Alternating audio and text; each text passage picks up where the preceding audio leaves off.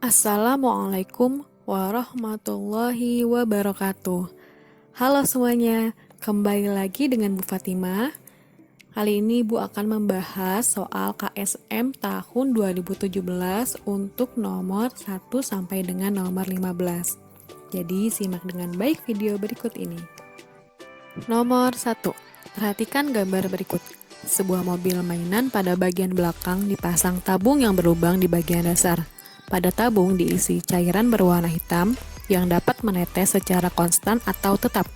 Jika pola tetesan dari renggang ke rapat seperti yang ditunjukkan pada gambar, dapat disimpulkan bahwa di sini Ibu akan menampilkan gambarnya. Kalian bisa lihat jika pola tetesannya dari renggang ke tetesan yang mendekat, jaraknya lebih dekat, maka geraknya diperlambat. Kebalikannya, jika dari tetesan tersebut jaraknya dekat kemudian menjadi menjauh atau merenggang, maka gerakannya dipercepat. Dan jika tetesannya sama jaraknya, maka gerak lurus beraturan. Nah, yang sesuai dengan contoh adalah yang A, mobil mainan bergerak diperlambat.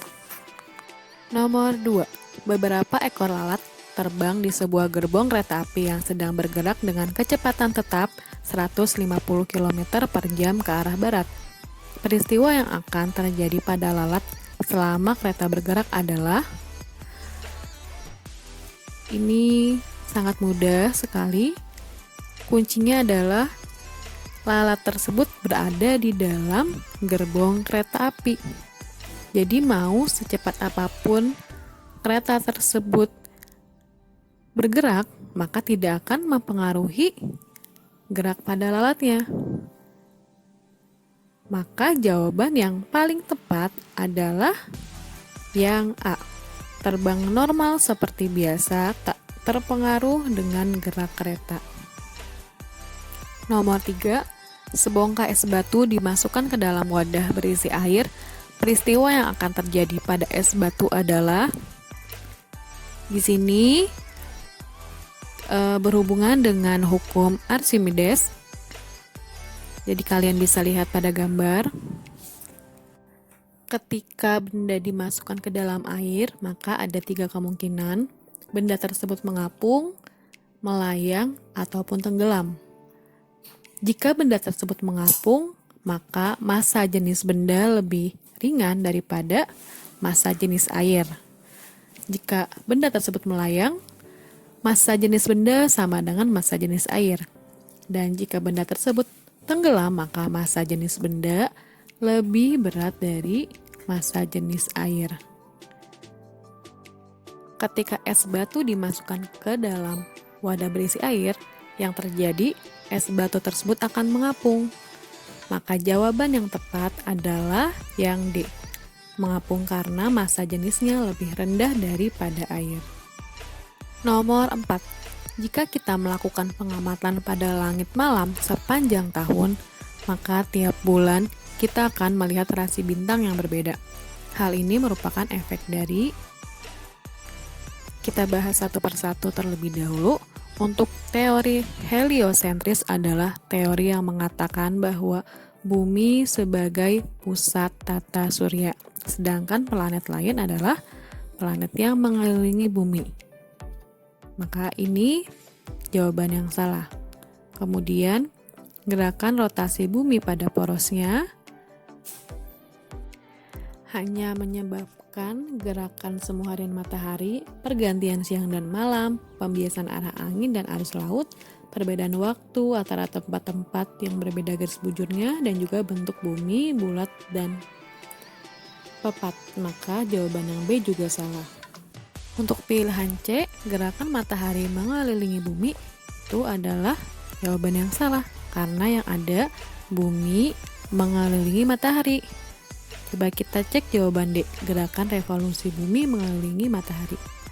Akibat dari gerakan revolusi ini, diantaranya ada gerhana bulan, gerhana matahari, perbedaan waktu siang dan malam, perubahan musim, gerak semu tahunan matahari, dan rasi bintang yang terlihat berbeda setiap bulan. Nah, ini adalah jawaban yang benar. Maka jawaban dari nomor 4 yaitu D, gerakan revolusi bumi mengelilingi matahari. Nomor 5. Jika S adalah jarak tempuh dan T adalah waktu tempuh, maka grafik yang menggambarkan sebuah mobil yang bergerak dengan kecepatan tetap adalah, jawabannya adalah yang B. Jadi gambar grafik B adalah grafik GLB, gerak lurus beraturan. Untuk grafik A, GLBB dengan gerak dipercepat. Grafik C, GLBB dengan gerak diperlambat. Nomor 6. Jika kita melihat bulan berbentuk sabit di ufuk barat saat pulang dari jamaah sholat maghrib, maka dapat diperkirakan bahwa saat itu adalah, di sini ibu sudah menampilkan gambar fase bulan. Nah, dalam fase bulan ini terjadi dalam 29 atau 30 hari. Agar kalian lebih mudah memahaminya, kita bagi nih. Kan di gambar ini ada 15 gambar ya. Jadi dalam 30 hari ini dibagi 15, 2. Berarti di setiap fase bulannya itu membutuhkan 2 hari. Maka kapan terjadinya fase bulan sabit? Kalau kita lihat pada gambar, terjadi di antara hari ke 6, 7, atau 8. Nah, maka dari itu yang sesuai dengan pilihan yang ada adalah B, tanggal 7 menurut perhitungan bulan Komariah.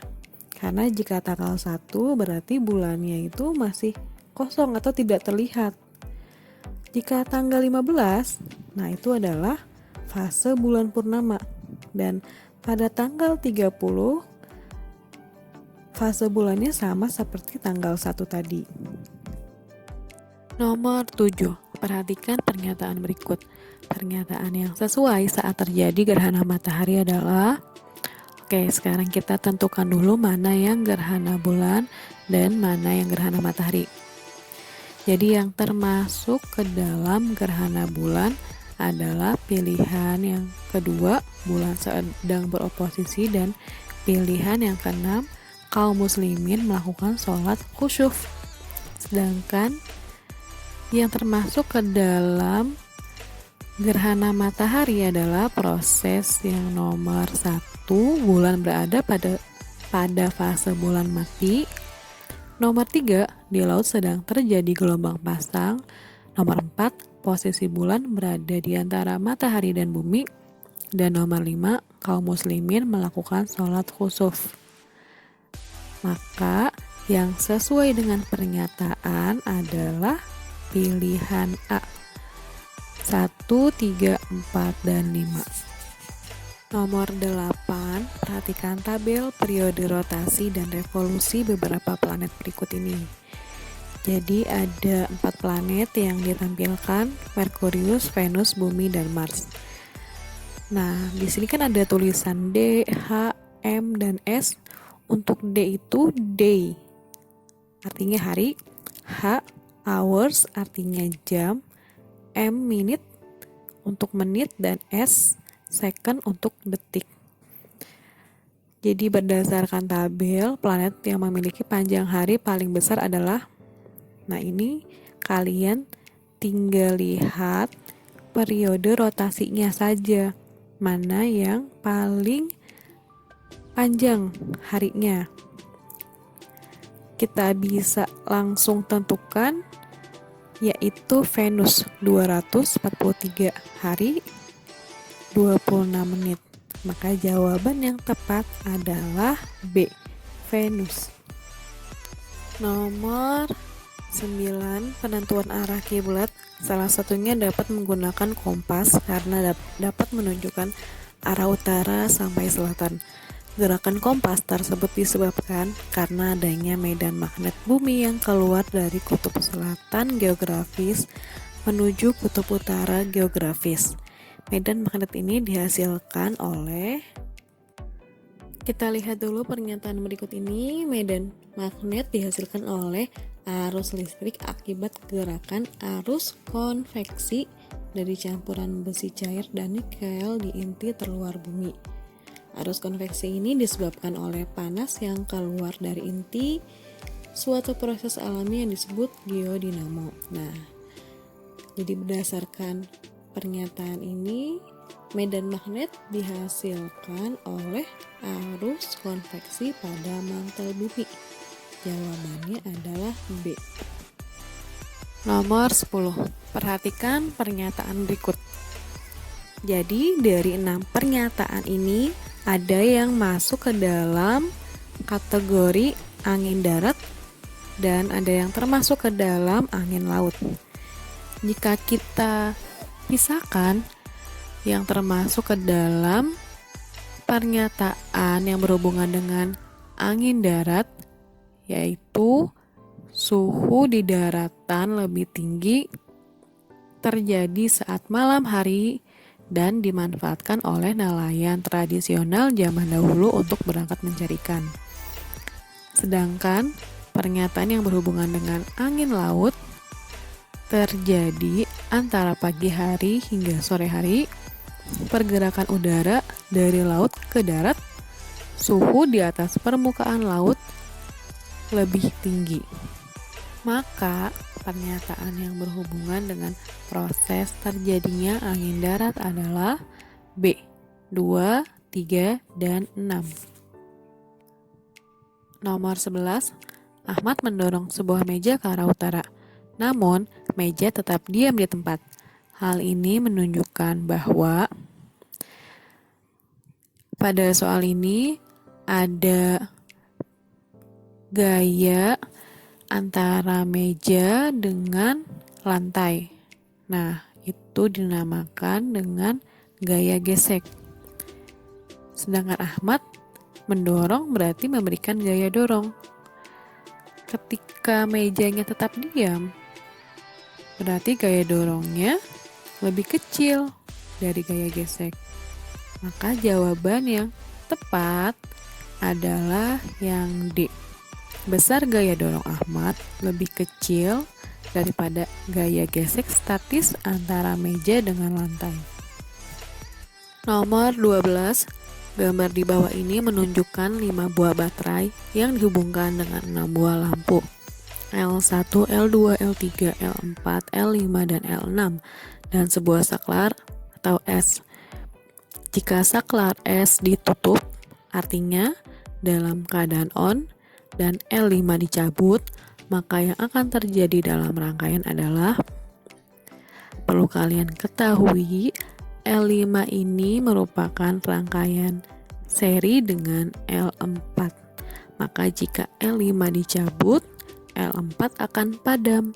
Sedangkan L1, L2, L3, dan L6 merupakan rangkaian paralel dengan L4 dan juga L5, maka tidak akan mempengaruhi lampu tersebut jika L5 dicabut, karena cabang mereka atau cabang dari aliran listrik lampu tersebut berbeda.